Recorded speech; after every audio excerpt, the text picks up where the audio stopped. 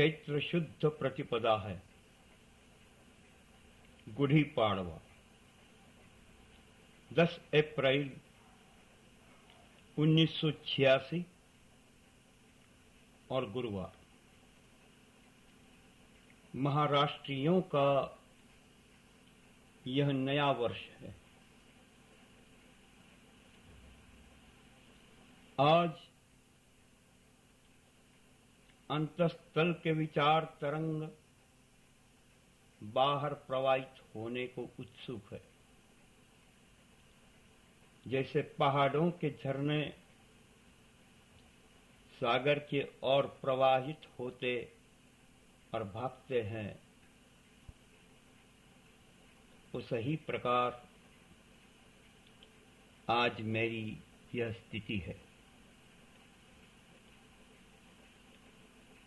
अकस्मात ही दिव्यता का बीज बोया गया था। उस समय मुझे पता भी नहीं लगा कि दिनकर के संग के कारण वह दिव्य बीज बोया गया था। फिर उनमें अंकुर आए, अब फूल लगने लगे हैं। उन कुसुमों की सौरभ से जाने मेरा जीवन भर गया है। मैं मस्त हूं। इस मस्ती ने मुझे नया जीवन, नई दिशा प्रदान की है। अदृश्य और अज्ञात ने अपने बंद द्वार खोल दिए हैं। उस विश्व को मैं निहार रहा हूं जो आंखों से नहीं देखा जाता। उस पारलौकिक संगीत को मैं सुन रहा हूं जिसे सुनने में कान अशक्त है। सच है,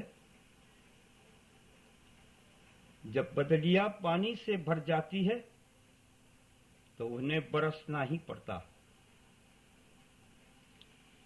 निसर्ग का जो नियम है, ऐसा ही आज हुआ है। मेरे प्रिय, मेरे ये विचार, ये तरंग न जाने किस प्रदेश में पहुंचेंगे। कौन उन्हें संभालेगा? मैं कुछ नहीं जानता। मैं तो केवल इतना ही जानता हूं कि इन ही विचारों ने मुझे जीवन दिया है, एक नई दिशा प्रदान की है। और जिन खेतों में ये विचार तरंग के बीज पड़ेंगे, वहीं की मिट्टी अमृत के फूलों में परिणित हो जाएगी। मर्त्य में अमृत छिपा है, मृत्यु में जीवन निहित है। वैसे ही मिट्टी में भी फूलों का संरक्षण तथा वर्धन की क्षमता गुप्त रूप से रहती है। हम इन संस्कारों को जान नहीं सकते, अपितु वे नित्य विद्यमान रहते हैं। ऋषि मुनि इन सिद्धांतों पर अवश्य श्रद्धा रखने के लिए कहते हैं। मुझे भी विश्वास है कि आपके सभी के पास ये पूर्वदत्त संस्कार जरूर है। परिणामतः बड़े प्रेम से, बड़े आकर्षण से आप सब मेरे सन्निहित बैठे हैं। मेरी बात सुनने को आप बड़े आतुर हो।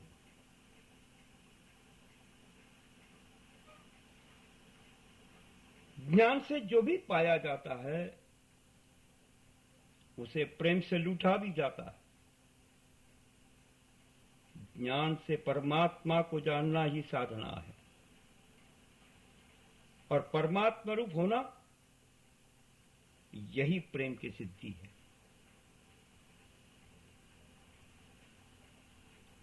अद्वैत का ही नामांतर प्रेम है। प्रेम में न कोई भोग है न कोई त्याग।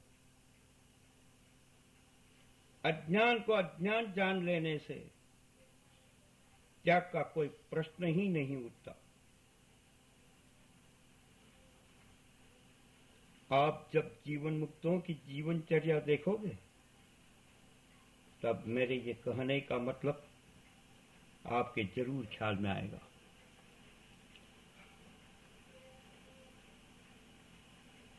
त्याग कोई क्रिया नहीं है, वह तो परिणाम है। त्याग करना नहीं पड़ता, किंतु स्वयं हो जाता है। इसलिए कहता हूं कि त्याग के कठिन होने की या कठोर होने की बात सर्वथा व्यर्थ है। हां, क्रिया कठिन होना संभव है, परंतु मैं पहले ही कह चुका कि त्याग क्रिया तो है नहीं। वस्तुतः जो भी हम छोड़ते हैं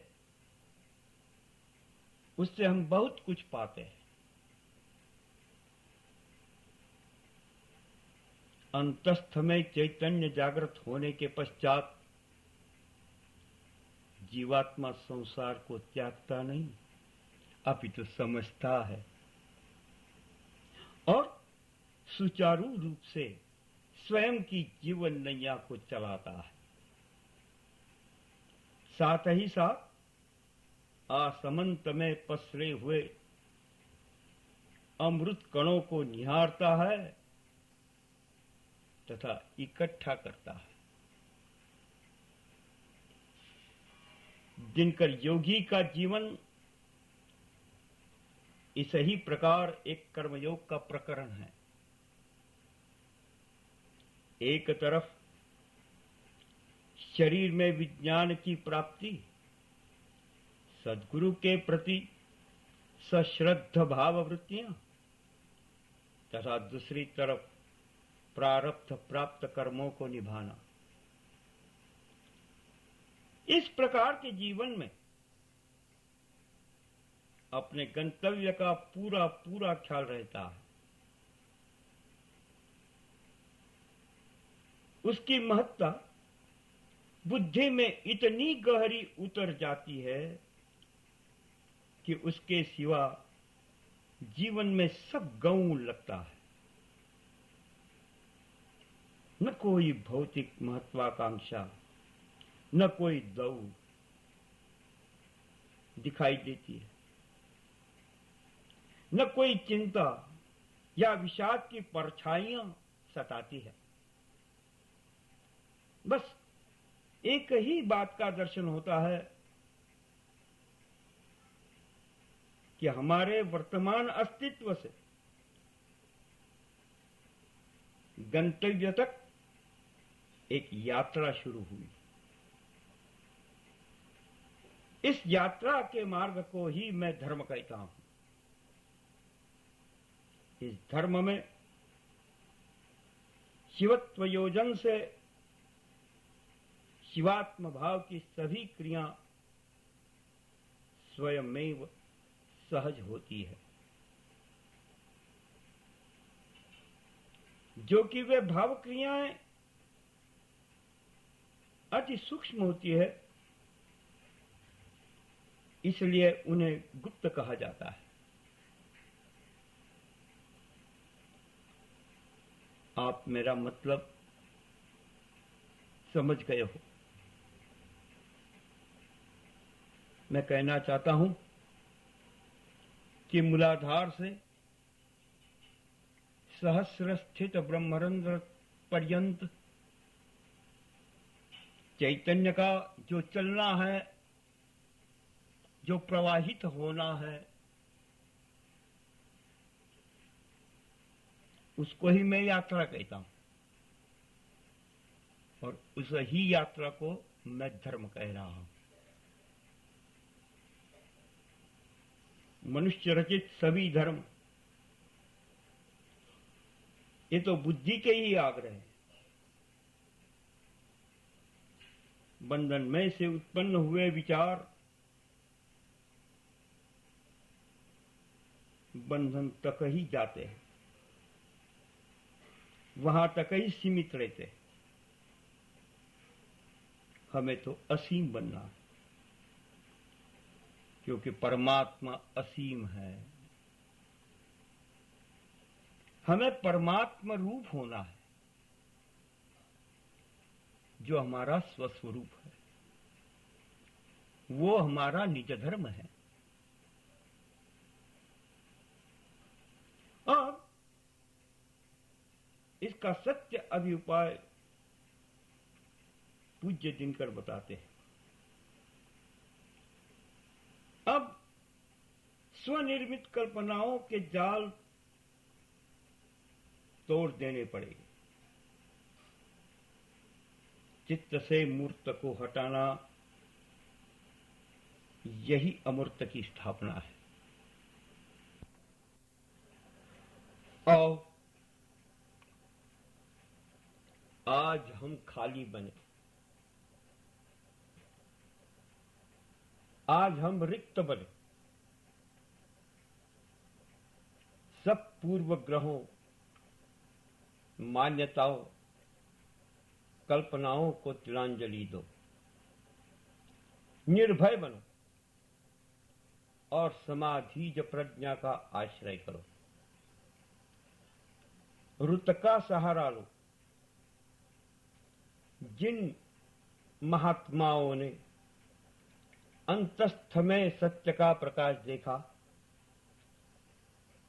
उनकी वाणी का, उनके भावों का, उनके विचारों का संस्कार प्राप्त करो। उसी का ही अनुशीलन करके अनुसरण करो। एक सुभाषित में कहा है कि महाजनो येन गतस्स पंथः। श्रुति कहती है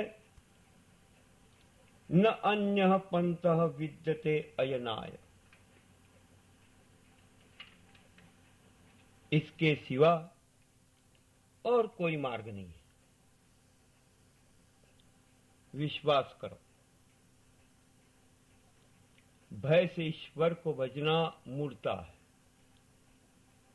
धर्म का भय से कोई संबंध नहीं है। धर्म तो अभय की अभिव्यक्ति है। कांट साहब कहते हैं कि भले ईश्वर न हो फिर भी उसको मानना आवश्यक है। भारतीय विचार पद्धति में ये विचार सेट नहीं हो सकते।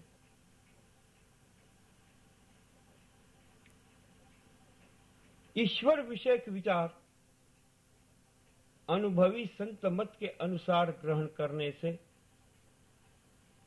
मुझे लगता है कि यह समस्या सहज ही दूर हो जाती है।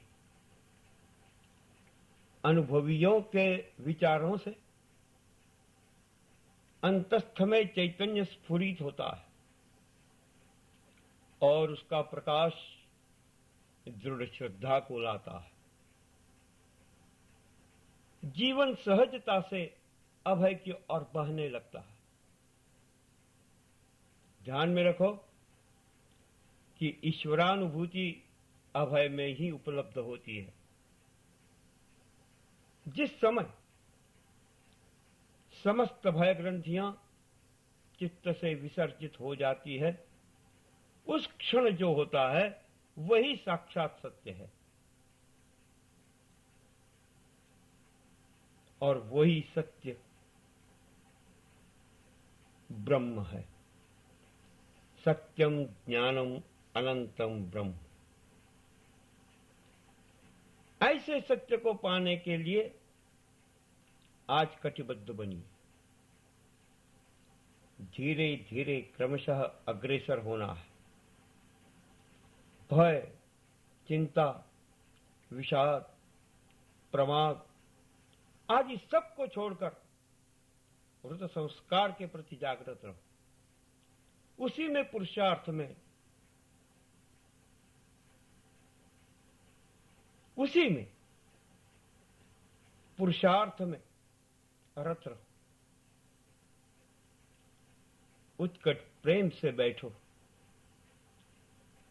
प्रेम से मिलो और प्रेम से बोलो। प्रेम में न कुछ चाहना होता है, न देना होता है।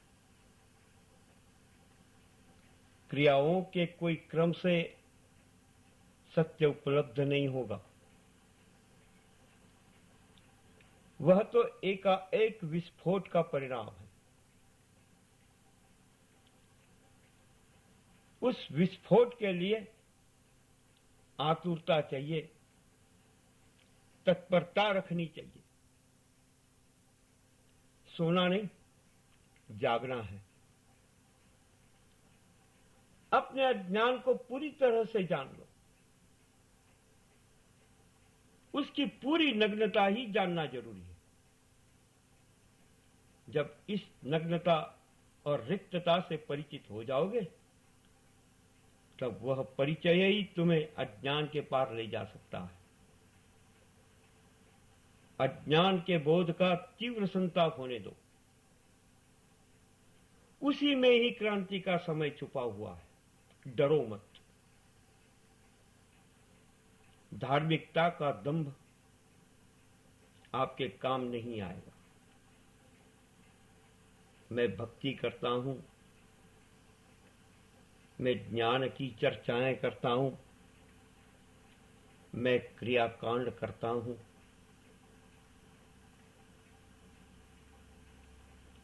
इस अहंकार में न रहकर इससे उठो। ये सब हम जो करते हैं, ये सब हमारी बुद्धि की उपज है। हमको बुद्धि से परे ऐसे विचारों के प्रति जाना है।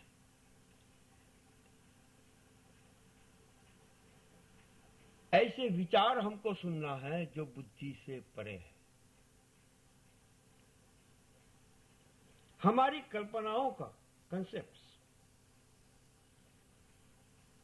तथा हमारे आग्रहों का डोगमास, इनका निस्सारत्व तभी ध्यान में आ सकता है जब किसी अनुभवी महानुभावों के रुत विचार हमारे अंतस्थल में प्रवेश करेंगे। होने दो उनका प्रवेश, वह शुभ है। प्रेम से, निर्वैर वृत्ति से सुनो, सुनो ही मात्र। निर्मल सरल चित्त से परीक्षण करो।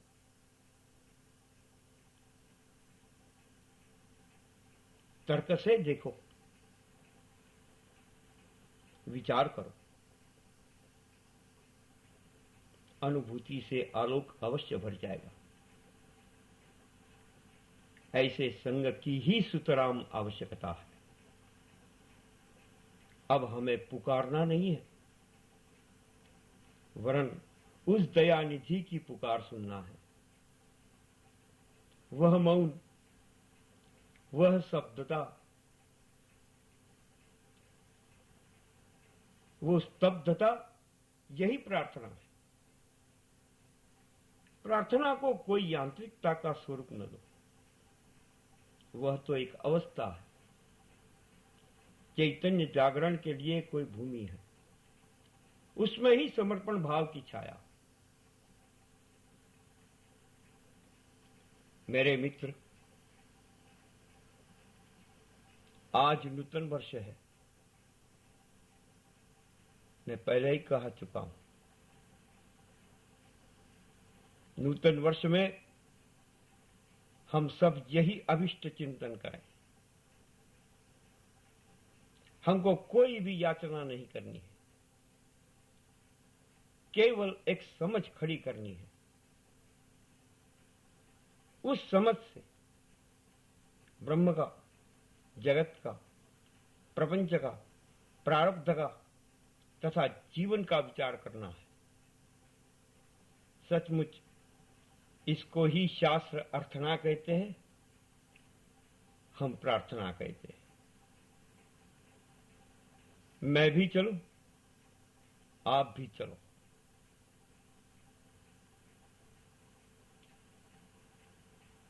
मुझे विश्वास है मैं भी अवश्य पहुंचूंगा, आप भी अवश्य पहुंचोगे।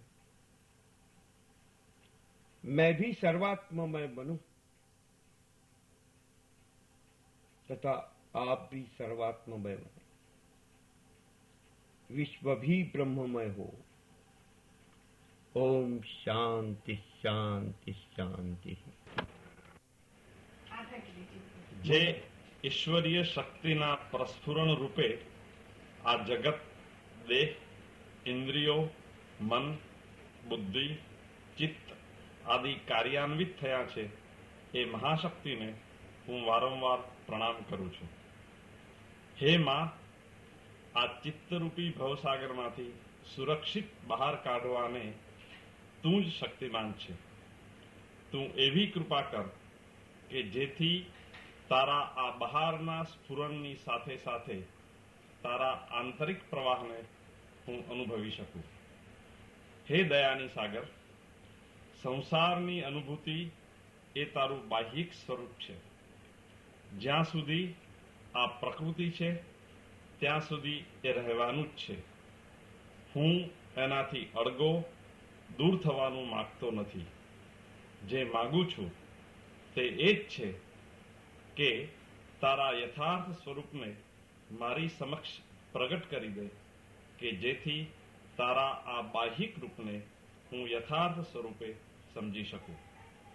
હે ચિદાનંદ લહેરી, પરમ તત્વના પ્રથમ આવિષ્કાર રૂપ તારા અવ્યક્ત રૂપમાંથી પેદા થયેલ આ વ્યક્ત સ્વરૂપે હું તને વિનવું છું કે તારા એ અવ્યક્ત તત્વની મને ઝાંખી કરાવી દે, કે જેથી તારા આ વ્યક્ત રૂપને હું આનંદથી વધાવી લઉં. હે ચૈતન્ય શક્તિમાં નિરંતર વિસ્તરતું આ તારું વિરાટ દર્શન, સૂર્ય, ચંદ્ર, નક્ષત્ર, તારા, આકાશ, પર્વતો, નદીઓ, જંગલો, ઉપવનો, જીવો અને એની ઉત્પત્તિ, સ્થિતિ અને લયને હું અહોભાવ અને આશ્ચર્યથી નિરખી રહ્યો છું. દરેક રૂપે પ્રગટ થતા તારા આ રૂપોને ઓળખવાની મારી શક્તિ નથી. તું જ આ વ્યષ્ટિ સમષ્ટિની માતા છે. મારે તારો એ આહ્લાદક સ્પર્શ પામવો છે કે જેનાથી મારામાં તારા સ્વરૂપનું વિજ્ઞાન પ્રગટ થાય. હે કરુણામયી માં, મારી વારંવાર તને વિનંતી છે કે તું તારા પાલવમાં મને સુરક્ષિત બનાવી મારા પરમપિતા પાસે લઈ જા, જેથી હું માતૃ પિતૃ બંનેના આનંદનો લહાવો લઈ શકું. હું તારું જ અંગ છું, તારાથી જ પોષિત થાઉં છું. તારો આ બાહ્યાચાર ભલે રહ્યો, પણ સાથે સાથે તારા આંતર પ્રેમથી મને એવો તરબોળ બનાવી દે કે મારા પરમપિતા કે જેનો હું અંશ છું તેને હું ઓળખી શકું, મળી શકું અને ભેટી શકું. તારી સહાયતાથી જ એ બની શકે એમ છે, અન્યથા હું અશક્તિમાન છું. ઓમ ઓમ ઓમ. ભ્રમણ કરતા કરતા એક ભાઈ ને ત્યાં જવાનું થયું. ભાઈ સારા અને સાત્વિક ભાવના હતા. હું ગયો અને બધા છોકરાઓ મારી પાસે વિચારી બેઠા. મને અવકાર પણ સારો મળે. થોડી વાર પછી પેલા ભાઈ પોતાના છોકરાઓનો પરિચય આપવા લાગ્યા. સાથે સાથે પ્રશંસા પણ કરતા કે મારા છોકરાઓ ધાર્મિક વૃત્તિ વાળા છે, મારા છોકરાઓને કોઈ કુટેવું નથી, ખોટો સંગ નથી, તેઓ ખોટા રખડીને સમય બગાડતા નથી, જૂઠ બોલતા નથી, ગાળો આપતા નથી, વગેરે વગેરે. આ સાંભળી મેં કહ્યું, મારા ભાઈ જરા માફ કરજો, આ બધું તો મેં સાંભળ્યું અને સારું પણ છે, પણ એક વાત પૂછવાની રજા માંગુ છું. તમારા છોકરા શું શું નથી કરતા તે તો જાણ્યું, પણ હવે તેઓ શું શું કરે છે એ હું જાણવા માંગુ છું. મારું કહેવાનું તાત્પર્ય એ છે કે તમે જે કઈ ખોટું કરતા નથી, જૂઠું કરતા નથી, આવું જે નિષેધાત્મક જે છે એને ધર્મ કહી રહ્યા છે. અમારે ન કરવું એટલું જ બસ નથી, પરંતુ કઈ કરવું છે. આ મૂળ વસ્તુ જ અમારી સ્મૃતિમાંથી નીકળી ગઈ છે અને આ જ અમારી બીમારીનું મૂળ કારણ છે. આ પ્રકારના નિષેધાત્મક વલણ ઉપર અમૃતની ખોજ અમે શરૂ કરી, પરંતુ બન્યું બીજું. એ અમૃતની ખોજ તો મૃત્યુની જ સારવાર કે સાધના પુરવાર થઈ. અમારું ધ્યેય પ્રભુની ખોજ એ નથી રહ્યું, પણ સંસારના ત્યાગમાં જ અટવાઈ ગઈ. કેવળ અશુભના વિરોધથી શુભનું જાગરણ થશે નહીં. તમારી સાધનાની ઇમારત સંસાર વ્યર્થ છે આ પાયા ઉપર કદી ચણતા નહીં, પણ આત્મતત્વ સત્ય છે આ પાયા ઉપર સાધના અને ભક્તિ થવી જોઈએ. સંસારની અસારતાનો અનુભવ એક સાધના માટે જિજ્ઞાસા હોઈ શકે, પણ એને સાધનામય જીવન તો કહી જ નહીં શકાય. સાધના તો ત્યારે જ કહી શકાય જ્યારે તમારી અંદર શુભત્વનું જાગરણ થાય. અન્યથા સાધના કેવળ એક ક્રિયા માત્ર જ છે. કેવળ પાપ, ક્ષોભ, દુઃખ, કષ્ટ, ક્લેશ એનો જ વિચારો કરી પીડાતા નહીં. પ્રભુ પ્રાપ્તિના વિચારોનું પણ મંથન કરો. પાપ કર્મ ત્યાગવામાં જ ધર્મ નથી, ધર્મ છે પ્રભુની અનુભૂતિમાં. પાપો દૂર કરવાનો પ્રશ્ન નથી, પણ પ્રશ્ન છે આત્માની પ્રાપ્તિનો. બધા જ કહે છે કે વાસના ત્યાગ કરો, ઈચ્છા ત્યાગ કરો, પણ મને અફસોસ છે કે કોઈ એનો અર્થ સમજતો નથી.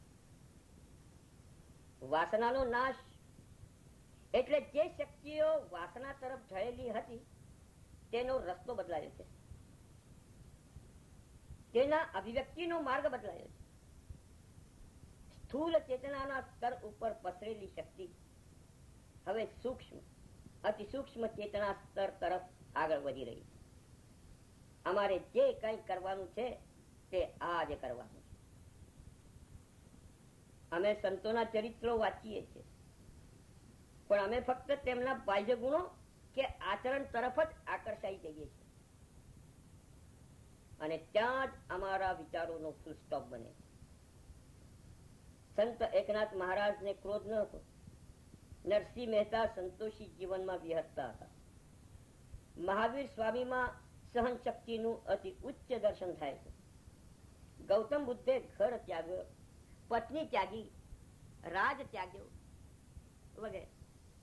એમનામાં પણ અમે તીવ્ર વૈરાગ્યના દર્શન કરીએ છીએ. એમના બાહ્ય આચરણને જ અમે સાચો ધર્મ માની લીધો અને તે પ્રમાણે અમે પણ દમન, સંયમ, સંઘર્ષ આદિ તરફ વળ્યા. પરંતુ જરા વિચારજો, આ એક આંશિક સત્ય છે, મૂળ સત્ય છે જ નહીં. એમને ત્યાગ્યું નથી કે એમને છોડ્યું નથી, પરંતુ અસલમાં તેમને કોઈ ઉપલબ્ધિ થઈ છે, કોઈ પ્રાપ્તિ થઈ છે. તે તરફ અમારું લક્ષ્ય જ નથી. જે મૂળ સત્યને તેઓ પામ્યા તેનું પરિણામ તેમના સમગ્ર જીવન ઉપર પડ્યો છે. મૂળ સત્યને પામ્યાનું પરિણામ તેમના વિચારો બદલાયા, તેમનું આચરણ બદલાયું, તેઓ સંયમી થયા, અક્રોધી બન્યા. છોડવા કરતા, ત્યાગ કરવા કરતા વધુ મહત્વપૂર્ણ કઈ પ્રાપ્ત કરવું એ છે. માટે કોઈ નવી દિશાનું અવલંબન અમારે કરવું પડશે, એ જરૂર માનશે. જરા જો કે જે છોડાય છે, જેનો ત્યાગ થાય છે, તે તો દેખાય છે, પણ જેની પ્રાપ્તિથી આ બધું જ છૂટ્યું તે તો માત્ર અંતર અનુભવનો વિષય છે. પૂજ્ય દિનકર યોગી આ વસ્તુ પર જ વધારે ભાર મૂકે છે. વિકારોને છોડવા કરતા નિર્વિકારનું આગમન થવા દે, અંધકારને છોડવા કરતા પ્રકાશનું આગમન થવા દે. પ્રાપ્તિની આશા કે ઉત્સાહ અમારા મૃતપ્રાય પ્રાણોમાં શક્તિ સંચાર કરે છે. નાયમ આત્મા બલહીને લભ્ય. આ આત્મા બલહીન પુરુષોને પ્રાપ્ત થતો નથી, આવું ઉપનિષદો કહે છે. એનો ભાગ વિકારો, પાપો કે નિરાશા, આનો જ ફક્ત વિચાર કરી કરી પોતાને ક્ષુદ્ર માનતા નથી, પોતાના ચૈતન્યને દબાવી દેતા નથી. એના સિવાય ચિંતનના ઘણા ઘણા સુંદર વિચારો છે, એમાં જ મસ્ત થાવ. ચિત્તની સમતુલા રાખો. એ સમતુલા કેવળ દમન કે સંઘર્ષથી આવશે નહીં, પણ પ્રેમ, ભાવ અને વિવેકથી વસ્તુ તરફ જોવાથી, વિચારવાથી આ સમતુલા સાધી શકાશે. આ એક અભ્યાસ છે, આ એક સાધના. તેની દિશા પૂજ્ય દિનકર યોગી આપી રહ્યા છે. શરીરમાં પડેલું પ્રસુપ્ત ચૈતન્યનું જાગરણ થવાથી બધી વસ્તુઓ અમારું ઘર શોધીને આવશે. એ જ નિર્વિકારનું આગમન કહેવાય, એ જ પ્રકાશનું આગમન કહેવાય, જેનાથી ચિત્ત નિર્મળ થઈ પારલૌકિક દિવ્ય ક્ષિતિજોને નિહાળે. મૂળ મારી વાણી મનમાં સ્થિર થાવ, મારું મન વાણીમાં સ્થિર થાવ. હે પરમાત્મન, મારી સમીપ પ્રગટ થાવ. હે વાણી અને મન, તમે બંને મને વેદનું જ્ઞાન પમાડો છો. મારું શાસ્ત્રીય જ્ઞાન મને ન ચેલો. કેમ કે એ શાસ્ત્ર જ્ઞાન સાથે દિવસ રાત હું જોડાયેલો રહું છું. હું ઋત બોલીશ, સત્ય બોલીશ, તે પરબ્રહ્મ મારી રક્ષા કરો. મારા ગુરુની રક્ષા કરો, મારું પાલન કરો, મારા ગુરુનું પાલન કરો, ગુરુનું રક્ષણ કરો. ઓમ શાંતિ શાંતિ શાંતિ. અમારા શાસ્ત્રમાં ષડદર્શનનો વિચાર આવેલો છે. મારે અહીં સંપૂર્ણ દર્શન વિચાર નથી કરવો, પરંતુ આ ષડદર્શનોની એક સાધારણ ઓળખ, પરિચય આપવાનો મારો આ પ્રયત્ન છે. દર્શન શબ્દ બહુ જૂનો છે. ઋગ્વેદમાં દીર્ઘતમાનો પુત્ર કક્ષીવાને આ શબ્દ વાપરેલો છે. સાયણે ભાષ્ય કરતી વખતે તેનો સામાન્ય અર્થ દર્શનાય, દર્શનાર્થમ આવો કરેલો. તે દર્શનનો અર્થ જોવામાં આવેલું એટલું જ થાય. પણ કક્ષીવાન કહે છે તે પ્રમાણે પશુ ન નષ્ટમ ઇવ દર્શનાય, એટલે દૃષ્ટિ આડ થયેલો પશુ બતાવવો તે પ્રમાણે અર્થ ગ્રહણ કરવામાં આવે તો આવો થાય છે કે જે સામાન્ય દૃષ્ટિ વડે કે સામાન્ય બુદ્ધિ વડે જોવામાં કે સમજવામાં આવતો નથી તેને જોવું અગર સમજવું, આવો અર્થ દર્શનનો થાય છે. મનુ કહે છે કે સમ્યક દર્શન સંપન્ન કર્મવીર ન નિબધ્યતે, દર્શનેન વિહીનસ્તુ સંસારમ પ્રતિપદ્યતે. આના ઉપર કુલ્લુક ભટ્ટ ટીકા કરતી વખતે દર્શનનો અર્થ તો બ્રહ્મ સાક્ષાત્કાર જ કરે છે. અમારા શાસ્ત્રમાં 6 દર્શનો છે. આમ તો ઘણા છે, કારણ પાંચરાત્ર સિદ્ધાંતોના શાક્તોના દર્શનો પણ છે. પણ વિદ્વાનોએ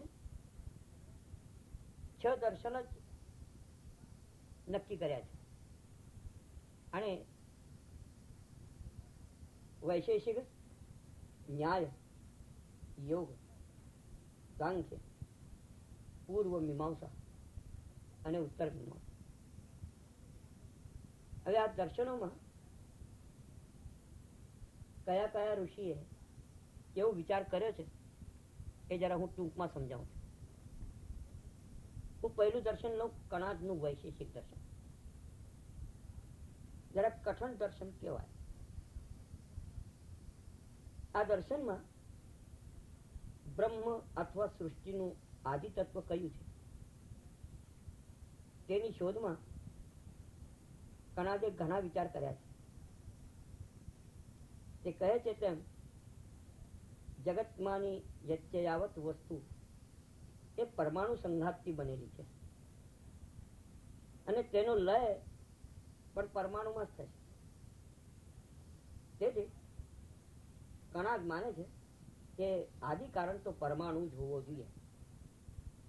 તેથી પર અમારી માનવીય બુદ્ધિ જઈ શકતી નથી. પરમાણુને પેલું આવો પણ શબ્દો વાપર્યો છે, આ દર્શનમાં આવે છે. હવે પીલ ધાતુનો અર્થ અટકવું થાય.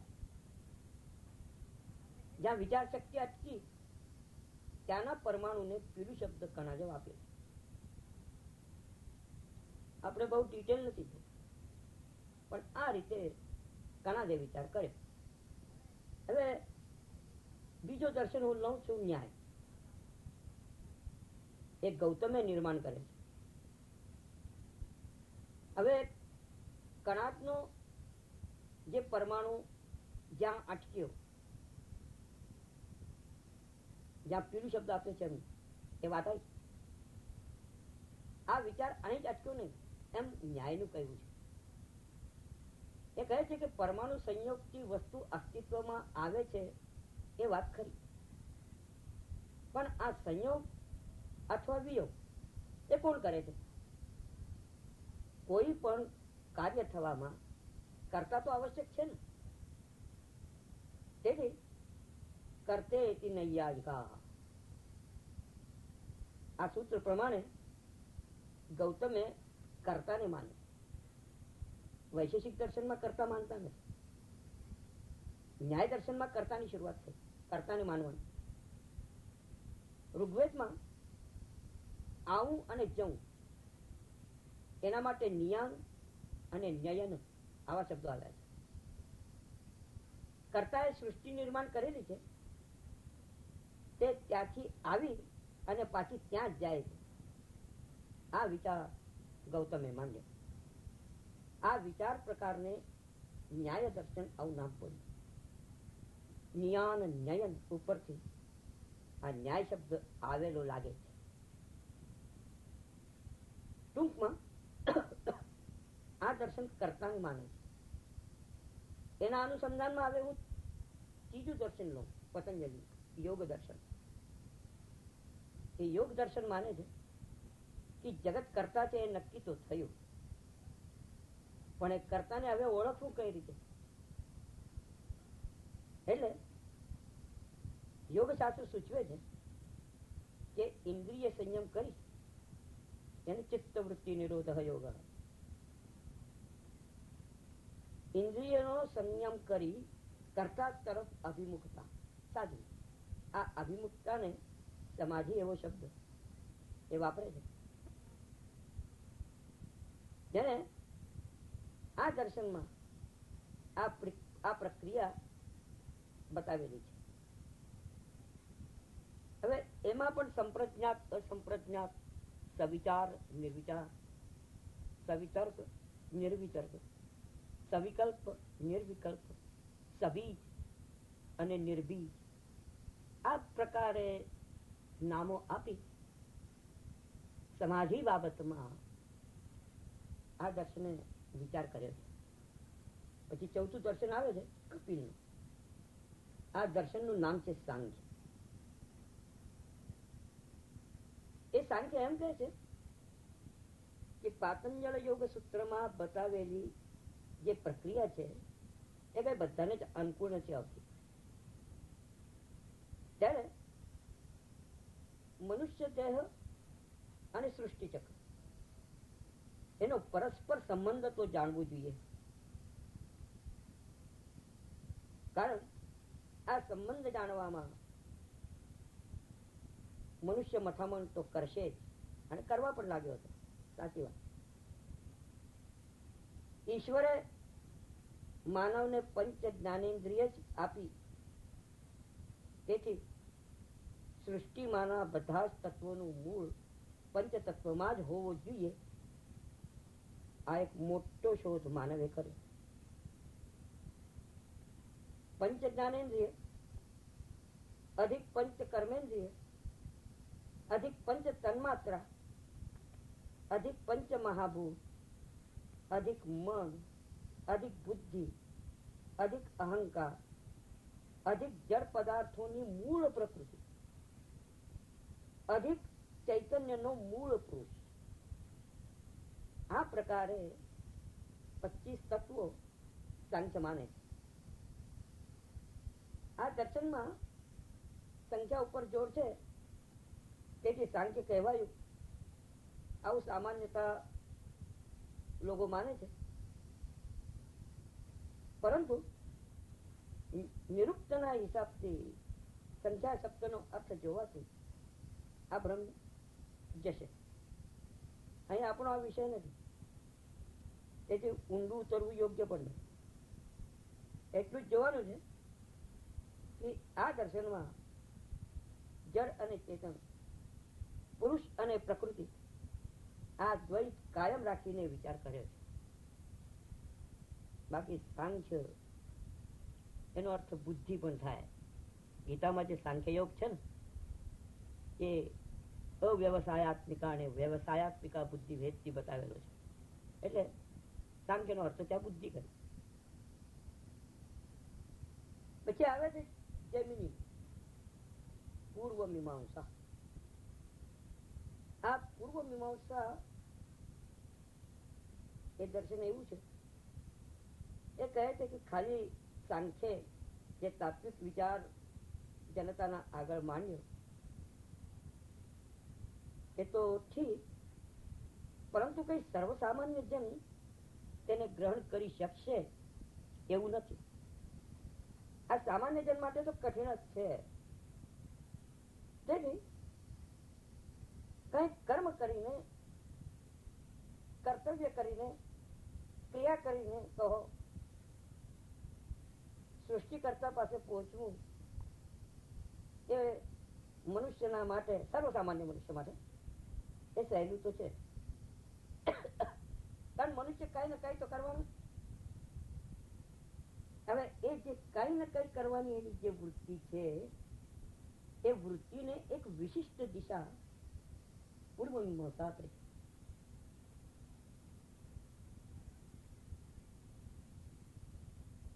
અને એ થોડું ભાર મનુષ્યને સહેલું પણ લાગે. એને બહુ પ્રાચીનતાથી પહેલા થઈ યજ્ઞયાગ પદ્ધતિ તો ચાલુ જ હતી. એટલે તે પરંપરા જે હતી એ પરંપરાને જૈમિનીએ એક સુયોગ્ય વલણ આપ્યું. વેદ ઈશ્વરના નિશ્વાસ રૂપ છે, તે અપૌરુષેય. વેદમાં જે છે તે જ પ્રમાણ. આવું તેવું કહે. એમાં કોઈ ફેરફાર થાય નહીં. કે આવું કહે છે મન તુમ ઈચ્છા મીમાંસા, એટલે એમને મીમાંસક કહેવામાં આવે. પણ શ્રુતિમાં ભેદ લાગે છે તેનું શું કરવું? તેથી શ્રદ્ધામાં ઉણપ આવે. ઘણાની શ્રદ્ધા હાલ કે શ્રુતિ બી ભિન્ન કહે છે, સ્મૃતિ ભિન્ન કહે છે, એમાં કરું શું ભાઈ? આવું નેચરલી થાય. તેથી આવો જે કઈ વિરોધ છે ને, જે વિરોધ લાગે છે, આ વિરોધનો પરિહાર કરી સમન્વય સાધવાની એક પ્રક્રિયા મીમાંસકોએ કાઢી. આ પ્રક્રિયાને જ મીમાંસા કહેવાય. યજ્ઞની ક્રિયા, તેનું ફળ આદિ વિશે વેદો વાક્ય એકત્ર કર્યા અને તેની એક વ્યવસ્થિત વિભાગણી કરી. અર્થ લગાડવા સંબંધી પણ એક વિશિષ્ટ નિયમો પણ તૈયાર કર્યા.